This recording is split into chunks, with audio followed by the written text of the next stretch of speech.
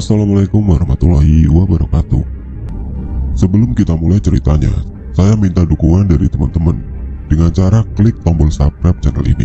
Dan jangan lupa nyalakan juga lonceng notifikasinya, agar teman-teman semua tidak ketinggalan cerita-cerita baru dari channel ini. Dan untuk kisah yang akan saya bawakan kali ini, yaitu kisah yang berjudul Tuyul. Dan seperti apa untuk kisah kali ini? Langsung saja kita simak berikut ini. Kali ini saya akan membahas sedikit tentang satu makhluk yang bisa dibilang salah satu urban legend Indonesia, yaitu tuyul. Ini sekedar berbagi cerita saja, silakan diambil hikmahnya kalau ada. Kayaknya sudah nggak ada yang nggak tahu tuyul. Hampir semua orang Indonesia sudah tahu, jadi saya nggak perlu lagi menjelaskan apa itu tuyul. Intinya, tuyul adalah makhluk gaib yang bentuknya anak kecil, gundul, kerjaannya mencari uang, dan sering sekali memiliki tuan. Banyak mitos mengenai tuyul. Saya nggak tahu pasti itu beneran mitos atau malah fakta. Satu yang pasti, pendapat kebanyakan orang akan bilang kalau tuyul ada tuannya. Sang tuan inilah yang memelihara si tuyul.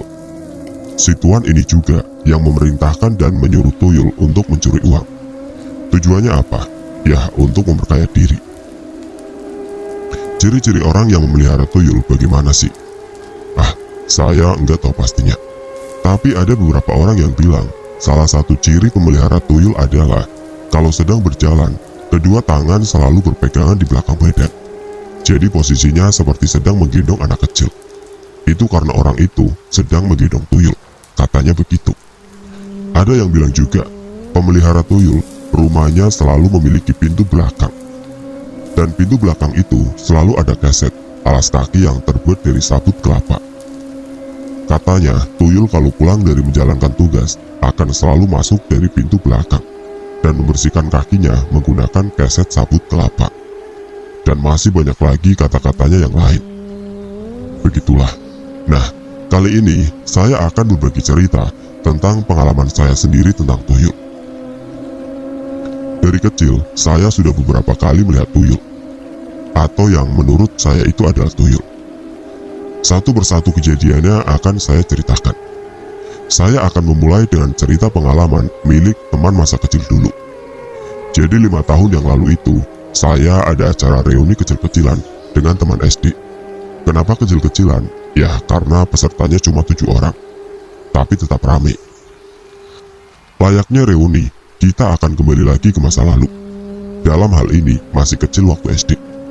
Banyak hal yang nggak pernah basi untuk diceritakan kembali. Banyak kisah yang sangat menarik untuk dibahas lagi. Macam-macam topik jadi bahan perbincangan.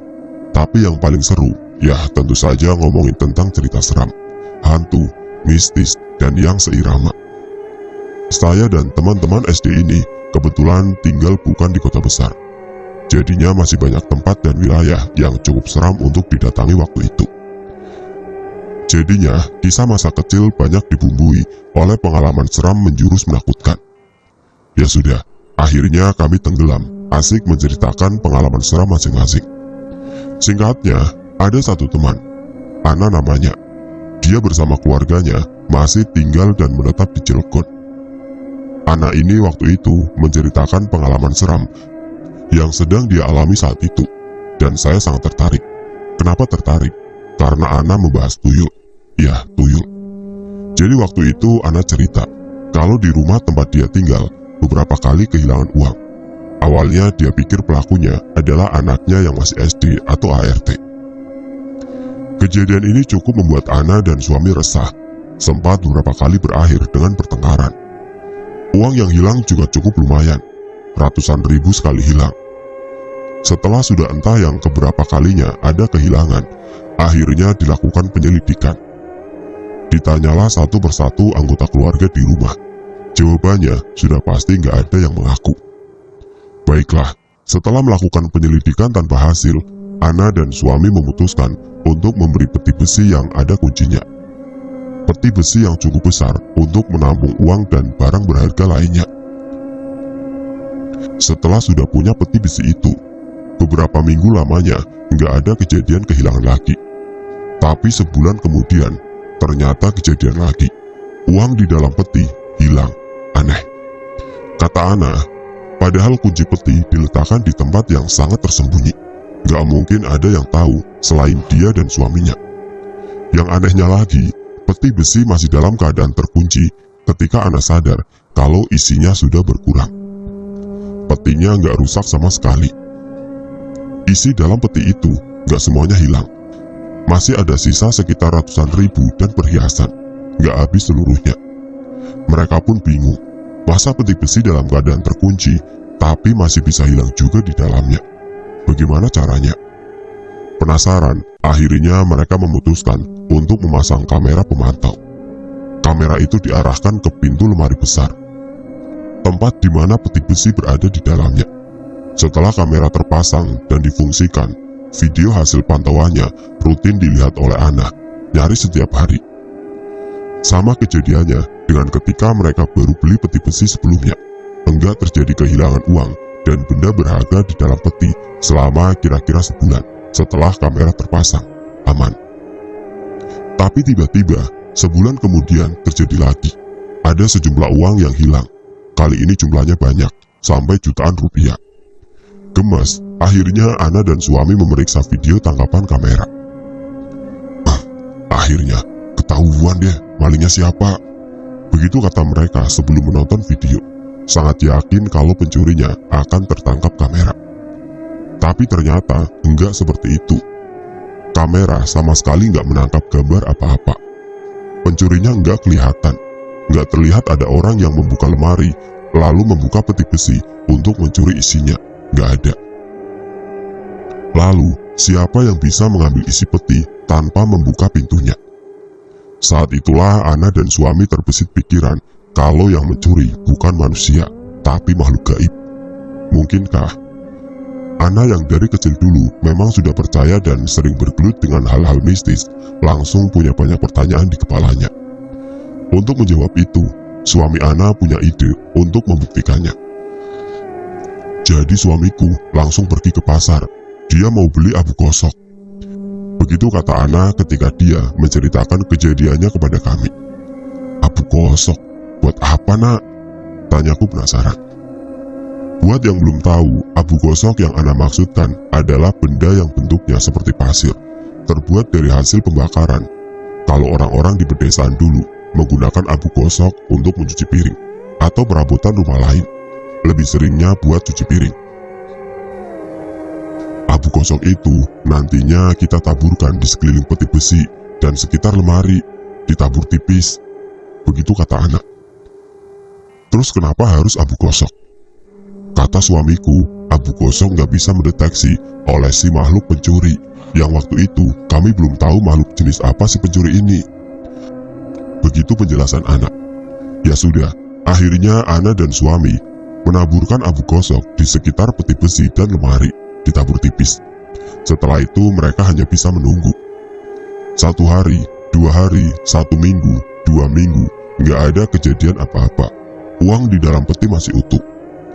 Tapi hampir 2 bulan kemudian, akhirnya kejadian lagi. Uang di dalam peti hilang sebagian. Pada kejadian kali ini, kamera pemantau tetap nggak menangkap apa-apa. Nggak ada objek yang tertangkap kamera sedang mencuri. Tapi enggak demikian dengan abu gosok. Abu yang ditabur pada sekitar peti dan lemari. Abu gosok itu menangkap jejak pelaku pencurian. Di atas taburan tipis abu gosok, Ana dan suami melihat ada jejak berbentuk kaki-kaki kecil yang sepertinya datang lalu kemudian pergi. Jejak kaki ini seukuran kaki bayi manusia yang baru lahir.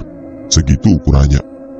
Ana dan suami jadi bisa menarik kesimpulan siapa pencuri uang mereka selama ini. Sepertinya tuyul. Masih tentang tuyul. Di kampung tempat tinggal saya, waktu kecil dulu, juga pernah ada peristiwa yang cukup heboh. Kejadiannya, ada beberapa warga yang kehilangan uang dan benda berharga di rumahnya. Sontak seluruh warga langsung giat melakukan siskampling, jaga malam.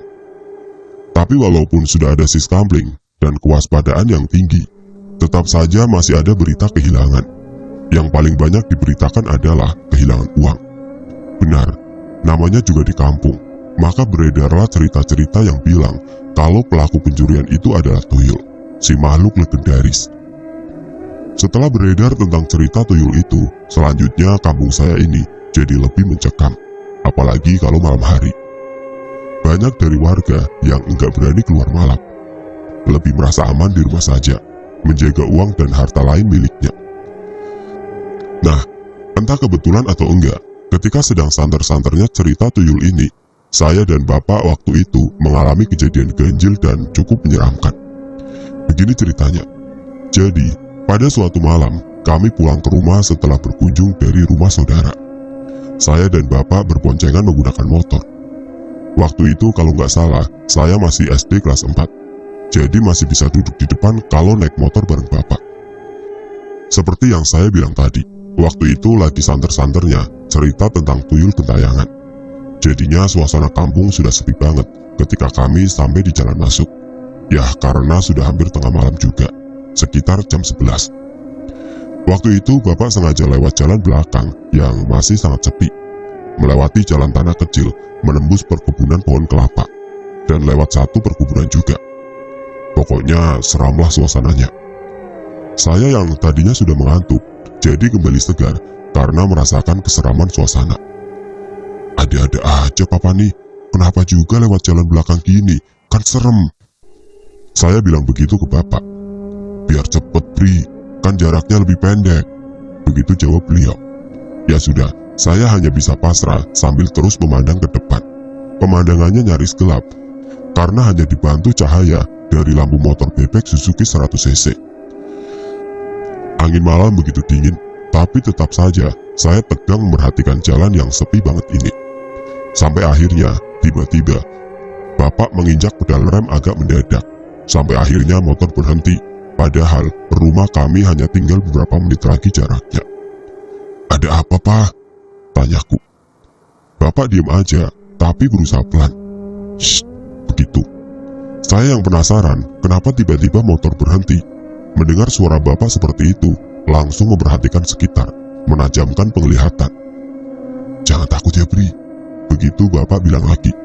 Saya diam, gak berani bilang apa-apa. Dan beberapa detik kemudian, akhirnya saya mendapat jawaban kenapa bapak sampai berhenti mendadak. 2 atau 3 meter di depan kami, di bawah cahaya lampu motor yang enggak terlalu terang, saya melihat ada 2 sosok kecil sedang berdiri di tengah jalan. Sosok ini tingginya hanya sekitar 30 atau 40 cm. Bentuknya seperti anak kecil, tanpa pakaian sama sekali. Warna tubuhnya gelap, tapi bukan seperti gelap bayangan atau siluet. Hitam gelap seperti arang kering. Saya cuma diam memperhatikan 2 sosok seram itu. Mereka terus berdiri diam, seperti sedang memperhatikan kami juga. Seram, ya, saya ketakutan.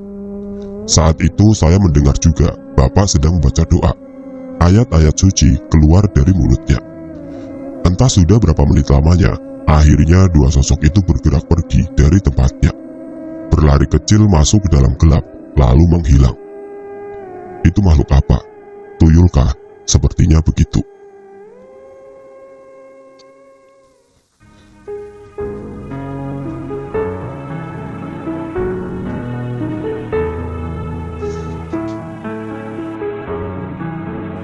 Dan seperti itulah untuk kisah kali ini. Bagaimana menurut kalian tentang kisah ini? Tulis komentar kalian di kolom komentar. Dan bagi teman-teman yang baru bergabung, jangan lupa untuk like, comment, share, serta